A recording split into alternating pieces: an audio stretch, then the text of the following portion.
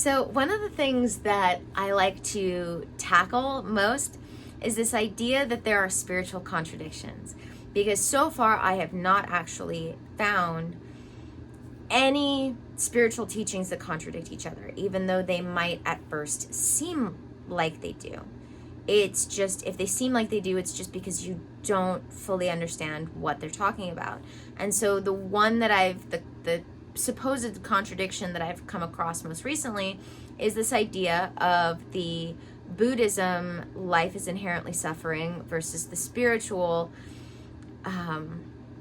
living in a supportive universe, that pain may be inevitable but suffering is optional. And so I want to get into that today, because for me, Buddhism was sort of my gateway into spirituality when I really started to awaken, for lack of a better term. And, as I talk about in other videos, you have this prerequisite for spirituality, which is the individual religions, the individual religion denominations. And then once you really step into spirituality, you have stepped out of religion and into spirituality as you start to recognize that all the religions are saying the same thing. And this is an example of that. So first of all, welcome back to another video. I'm Ann Blackwood, your Silicon Valley Sage Sister, here to bring consciousness to the forefront of your daily life to make life a little kinder and simpler. Let's get into this, shall we?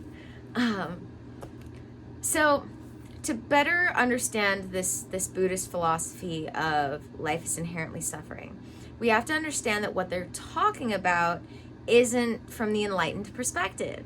It's talking about how life is going to be inherently suffering in this human mode of autopilot, pre-awakening, pre-enlightenment.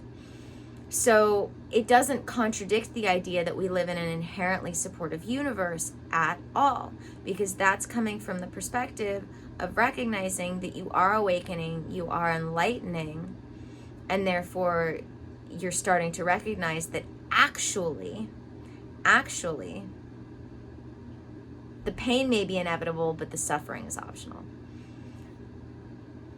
So when, like I said, Buddhists are talking about this idea of suffering being inherent to life, it's because we're still on autopilot. We're still functioning from this place of knee-jerk reactions that have no presence, no awareness to them.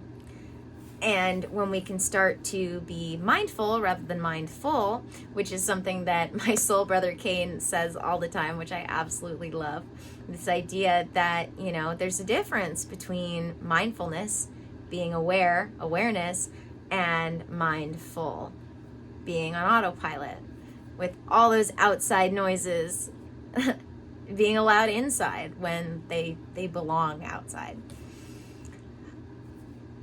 So when we can start to recognize this, that suffering can be inherent to life if you're living from an unawakened, unenlightened perspective, and yet suffering can be completely optional, and we can absolutely live in nothing but a supportive universe when we're living from the awakened, enlightened perspective. We recognize that they don't actually contradict each other at all. One is one side of the bridge, and one is the other side of the bridge. And as we awaken, as we enlighten, we start to cross from one to the other. And I find this with pretty much all the things that seem like they are spiritually contradictory. What I like to remind people is that, I talk about how beliefs are just thoughts we keep thinking. But how do you know what your beliefs are? Well, the beliefs, whether you're asleep or awake, beliefs are what you act from when you are the least aware, when you are least present. They are all of your actions, especially your knee-jerk reactions, when you are the most on autopilot, the least aware, those come from your beliefs. And because we are spirits having a temporary human experience, but we can't escape that temporary human experience part, we want to take ourselves from having these beliefs that we just sort of took on from other people without processing them at all. We want to figure out what those are and then start to choose again with our conscious, chosen, aware beliefs. And so over time, you're going to replace those thoughts that you think on autopilot over here with the human mind that you just sort of allowed to exist up until now. You're going to start recognizing that they exist, first of all, and then choosing again. And then as a thought that you keep thinking gets replaced or chosen again with a new thought, eventually that new thought will become your new autopilot. And then the suffering truly will be optional.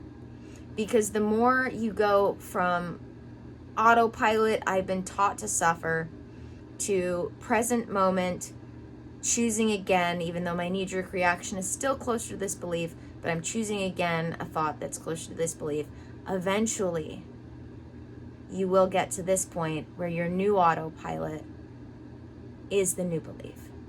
You've just gotta keep catching it and choosing again, catching it and choosing again, catching it and choosing again.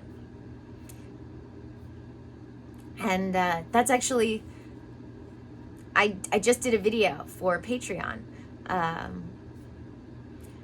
about this as sort of another bridge video from Spirituality 101 to 2.0 that I'm putting at the end of my Spirituality 101 series. And I loved filming that video today. But yeah, that's what you got to do. You got to get aware of what your beliefs are now. And how do you know that they are your beliefs now? Well, what are you doing on autopilot? What are your actions when you're the least aware? And that's how you can tell what your beliefs are, because your actions come from your beliefs, especially when you're not aware that you're doing them. Your actions on autopilot come from whatever your beliefs are. So you got to figure out what those are, figure out what those actions are, and then every time you experience yourself doing one of those, choose again. And choose something that aligns with the belief that you want to have. And then, like I said, over time, you will, because you're choosing again, see more and more evidence for the beliefs that you want to be acting from. And eventually, that is all you'll see. Because that will be your new belief. That will be your new instinct. That will be your new autopilot. And like I said, we're human beings. We're human beings. Even though we're spirits having a temporary human experience, we are still having that human experience. So we will not likely in this lifetime, you can try. You can definitely try, and I encourage you to try, but in this lifetime, the likelihood of you being able to be so present that all you have is presence and awareness and no autopilot, I'm going to say the likelihood of that is maybe you're watching this now, and by the time you die, you will be the next Buddha, the next Jesus. Who knows? I hold the door open for all empowerment, enlightenment, and possibility.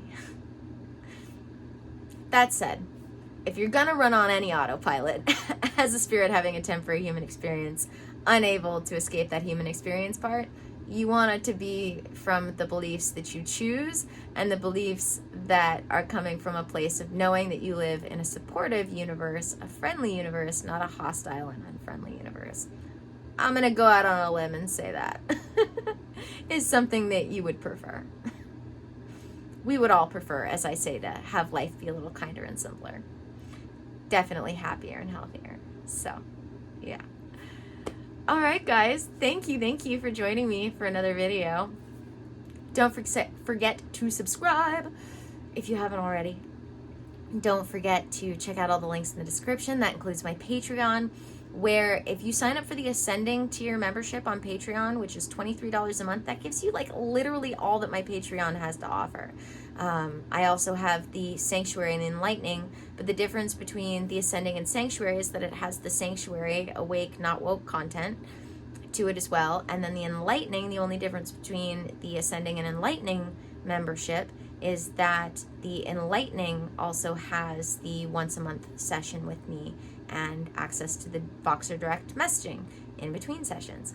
So you're really getting your bang for your buck when signing up for the Ascending tier membership at $23 a month, because I really wanted to make all of these teachings as accessible as possible for everybody. And I know what it's like to have money be a barrier to entry, standing between me and getting the teachings, getting the help, getting the information that I so desperately need. And I don't ever want for that to be something that stands between anybody and getting help from me.